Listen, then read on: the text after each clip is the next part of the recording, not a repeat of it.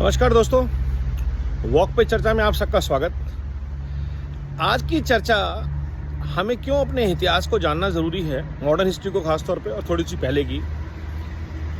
इसलिए नहीं कि हम गड़े मुर्दे उखाड़ना चाहते हैं, इसलिए कि उन गलतियों को ठीक करना है और वो गलतियां दोबारा नहीं करनी है। ये बहुत इम्पॉर्टेंट है क्योंकि जो सिविलाइजेशंस, जो जनरेशन्स अपनी पास्ट जनरेशन से, अपनी हिस्ट्री से नहीं सीखती सबक, वो उसी गलती को बार बार रिपीट करती हैं। पहली गलती पार्टीशन, ब्रिटिशर्स, मुगल्स। ये जो तीन गलतियां थी जिसमें हमारा देश डिवाइडेड हुआ, हमें लोगों ने डिवाइड किया और रूल किया। ये पॉलिसी ब्रिटिशर्स से पहले भी चल रही थी और ब्रिटिशर्स ने इसको बहुत अच्छी तरह मास्टर किया था कि भारत की जो स्ट्रेंथ है उसको वीकनेस में कैसे कन्वर्ट किया जाए। हमारे एजुकेशन सिस्टम को डिस्ट्रॉय किया, हमारे नॉलेज सिस्टम्स को डिस्ट्रॉय किया, हमारे इकोनॉमिक को डिस्ट्रॉय किया और उसका एक सबसे बड़ा प्रमाइस बनाया डिवाइड एंड रूल। राजाओं को राजाओं से, लोगों को लोगों से, धर्म को संस्कार से, और जहाँ नहीं बचा वहाँ पे कन्वर्जन माफिया को छेड़ दिया कि हम आपकी एजुकेशन करेंगे। मेरा सवाल सिर्फ इतना सा कि जिस एजुकेशन की दुहाई दे के ये लोग सारे स्कूल और कॉन्वेंट खड़े करते हैं, आज भी उसमें हालेलुया क्यों हो रहा है?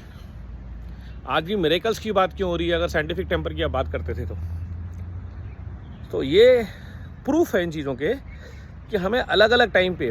अब उससे बड़ी बात ये हुई जब ब्रिटिशर्स को फर्स्ट वर्ल्ड वॉर के बाद रियलाइज़ हुआ कि they will not be able to retain Bharat for very very long time, and someday or the other the freedom fighters, whether they are aggressive freedom fighters or people who are fighting in an almost non-violent way, will take it away.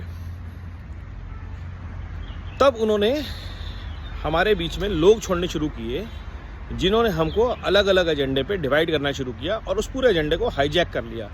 जैसा कि आजकल leftist करते हैं या कुछ presstitute या प्रोटेस्टिट्यूट मिल के करते हैं कि एजेंडा ही हाईजैक कर दो, इशू से पूरा बातें घुमा दो।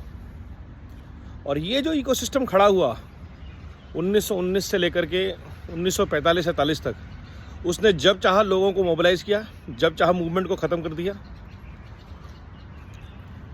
देश के इकलौते नेगोशिएटर बन बैठे और जो कांग्रेस रूपी वाहन था उसमें उन्होंने गांधी और जवाहर नेहरू जैसे सेमी अंग्रेज़ ब्राउन साहब बिठा दिए।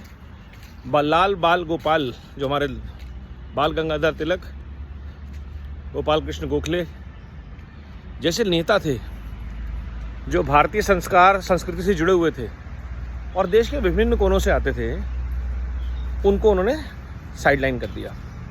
नतीजा, जब पार्टीशन हुई जो कि होनी ही नहीं थी,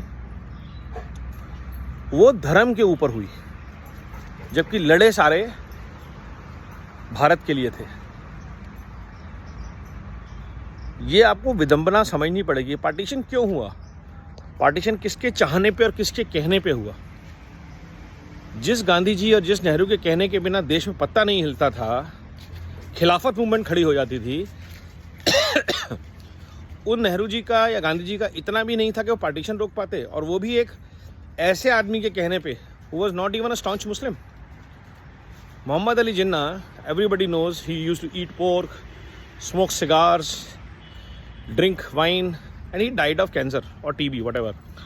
And the best part is, the congressman knew of his medical report much before partition.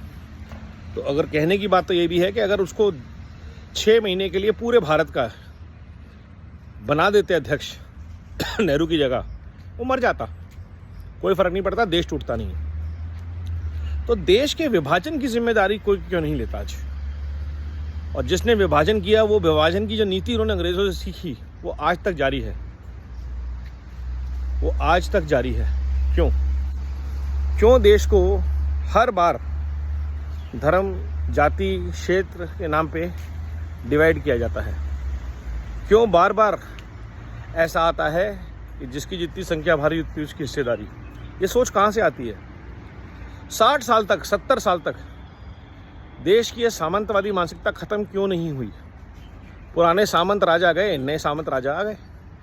तो जिनको राज करना है वो देश को हमेशा तोड़ के ही राज कर सकते हैं, क्योंकि 140 करोड़ लोगों को अगर आपने लूटना है तो उनको आपस में लड़ना बहुत ज़रूरी है ताकि वो कमज़ोर हो।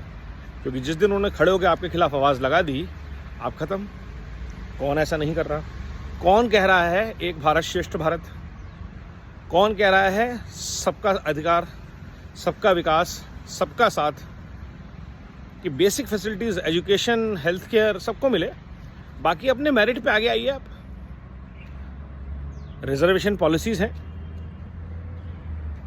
जो कि दमनकारी हैं, जो मेरिटोक्रेसी को बढ़ावा नहीं देती हैं, देश के हित में नहीं है, लेकिन फिर भी हैं।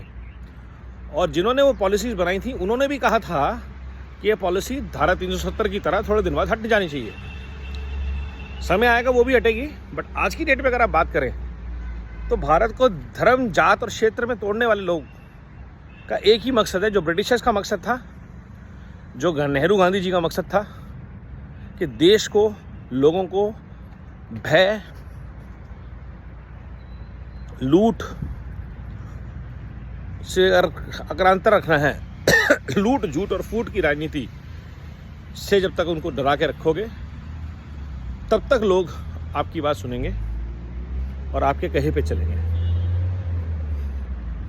भारत दोबारा, तो अगर हमने अपने इतिहास से सबक नहीं लिया, जहाँ से हमने शुरू किया था, हमें ये सब चीज़ें अपने इतिहास में जाननी पड़ेंगी, जाना पड़ेगा, समझना पड़ेगा।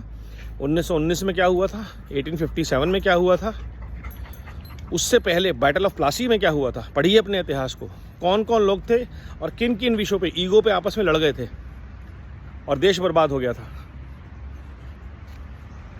जाने को तो मैं और भी पीछे इतिहास में जा सकता हूँ कि महमूद गौरी को किसने बुलाया, कैसे बुलाया, बट उतना दूर जाने की भी ज़रूरत नहीं है।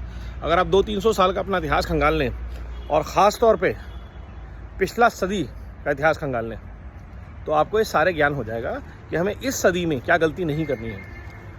2024 में भारत ने क्या नहीं करना है। भारत ने भ्रष्टाचार और परिवारवाद को अपने आसपास फटकने नहीं देना है, ये हमने करना है। किसी भी कीमत पे इन भ्रष्ट परिवारवाद लोगों को लूट, झूठ और फूट की राजनीति नहीं खेलने देना, वरना ये हमें डिवाइड करेंगे रूल करने के लिए। हिंदू को मुस्लिम से लड़ाएंगे, अगड़ों को पिछड़ से लड़ाएंगे, नॉर्थ को साउथ से लड़ाएंगे, सिर्फ अपने फ़ायदे के लिए, और ये राजनीति चलती रहेगी। समाज में बैलेंस रहेगा अगर आप अच्छा नेता चुनेंगे, उस व्यक्ति को चुनेंगे जो समाज के लिए समर्पित है, देश के लिए समर्पित है, एक भारत के लिए समर्पित है, भारत के संस्कार और संस्कृति के लिए समर्पित है। वंदे भारत, वंदे मातरम।